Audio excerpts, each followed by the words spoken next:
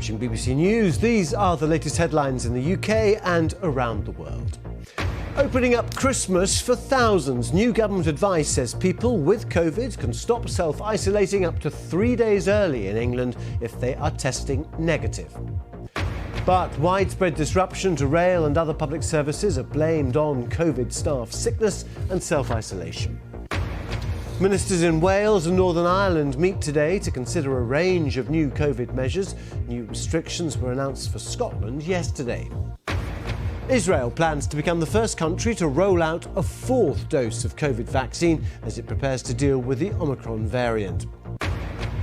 These 27 people are now known to have died in Malaysia's worst flooding in decades.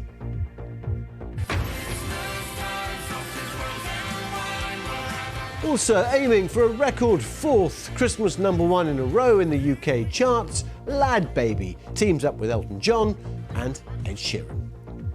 I just said to them, like, if you're up for it, like, me and Elton would love to, like, join in with your one and help in any way we can.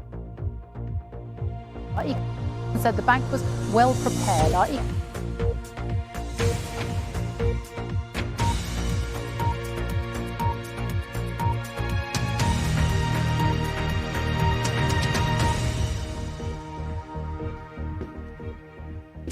Hello and welcome if you are watching in the UK or indeed around the world.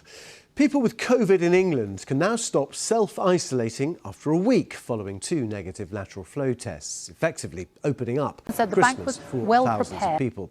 The Health Secretary says it is to ease disruption to people's lives and comes after the Prime Minister ruled out imposing further COVID restrictions in England before Christmas.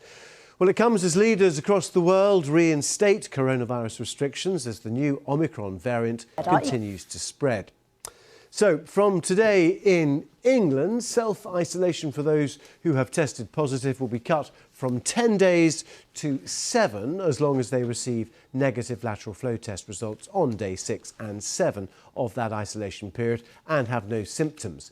It's hoped it could help head off chronic staff shortages in key industries. People ending isolation on day 7 are strongly advised to limit contact with vulnerable people, not to visit crowded or poorly ventilated spaces, and also work from home.